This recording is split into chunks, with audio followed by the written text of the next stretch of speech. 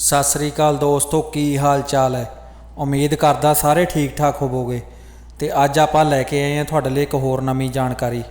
तो जेड़े मेरे वीर चैनल ते नवे हैं वो चैनल नूं सबसक्राइब कर लवो ताकि इटली दे नवीं अपडेट पहुँच सके तुहाडे तक। तो इस दे नाल करदे हैं अज दी गलबात शुरू। सब तो पहला गल करते हैं इटली वीजे ते आके किसी होर देश विच काम कर सकते हाँ, क्योंकि मेरे बहुत सारे वीर है जिन्हां दी जदों वो पेपर भरवाते पहले गल हुंदी आ कि असी मालक सानू पहली सजोरनों लैके दवे ते नाल अपने काम भी दवावे ते टैक्स पूरे तारे। तो उन्हां दा फिर उद्दां ही मालक कर रखदा भी आ, उन्हां नूं काम भी दिंदा ते टैक्स भी तारदा। तो कई मेरे वीरां दा पहले ही हुंदा, गल होई भी हुंदी कि सिर्फ असी एंट्री करनी। एंट्री इस करके करनी कि असी जां तां किते होर देश जाना है, होर देश च काम करना जाके, जां फिर असी इत्थे बाद में जदों किते पक्के पेपर खुले तो पक्के हो जावांगे। तो इस तरह हुंदा आ। तो जिहड़ी हैगी गल कि असी होर देश विच जाके काम कर सकते हाँ, पहली तो गल यह है कि तुसी जिहड़े शनगन दीयां जिन्नियां कंट्रियां आ तुसी इटली वीजे ते आके जा जरूर सकते हैं, घूम सकते हैं, कदे भी जा सकते जिन्ना टाइम तुहाडा वीज़ा वैलिड है। लेकिन तुसी काम नहीं कर सकते उस वीजे ते। एक गल होर हैगी है कि जेकर तुसी जिद्दां मान लो कि पुर्तगाल चले जाओ, मान लो क्योंकि कई वीरां दे ये हुंदा पहले सोच के चलते हैं कि असी इटली दे वीज़ा पेपर सिर्फ इस करके लैणे असी पुर्तगाल जाना है जां किसी होर देश जाना।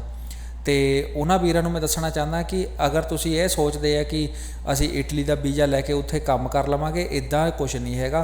ये गल है कि तुसी उत्थे जाना है, जाके तुसी पेपर लॉक कराने हैं जिद्दां कि पुर्तगाल च हो गया।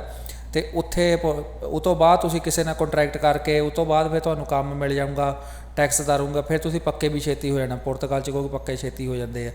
तो ये प्रोसैस हो सकता। लेकिन अदरवाइज़ जे तुसी कहो कि सानूं तुहानूं इटली का वीज़ा मिल गया तो इटली के वीज़े ते ही तुसी किसी होर देश काम कर सकते, इदां है नहीं, इदां नहीं हैगा। क्योंकि जिहड़ा वीज़ा है सिर्फ तुहाडी एंट्री है, वो भी तुसी इटली विच भी काम नहीं कर सकते उस वीज़े ते। वो वीज़े लई भी तुहानूं कॉन्ट्रैक्ट करना पैना उस मालक दे नाल जिहड़े मालक ने तुहाडे पेपर भरे सी। ते इसलिए जिहड़े मेरे वीर सोचते हैं कि असी तो सिर्फ एंट्री करनी है, एंट्री वीज़ा लेना है तो यूरोप जाण दा, तो ये वधिया वैसे तरीका भी है कह सकते आपां, तो लीगल भी कह सकते हैं। यूरोप च एंट्री करके उस तो बाद तुसी किसी भी देश में जाके जिन्हें शनगन जाते तो उत्थे जाके पेपर बना के अपने लीगल हो के ते काम तां कर सकते हैं। तो दोस्तों जिहड़े मेरे वीरां ने तो पहले ही गल कीती है मालक नाल जां एजेंट नाल कि असी उत्थे जाके सानूं पहली सजोर नूं मालक लैके दवे ते काम भी दवावे, उन्हां नूं तां कोई प्रॉब्लम नहीं आनी। वो तो सीधे उस मालक कोल जाओगे जां फिर तुहानूं मालक लैके जाऊँगा जां तुहाडा कोई रिश्तेदार या कोई जान पछाण दा जो भी होया लैके जाऊँगा तो तुहानूं काम ते भी लवाऊँगा तो तुहाडे सारा कुछ सही हो जाना, पेपर भी भर देने ने।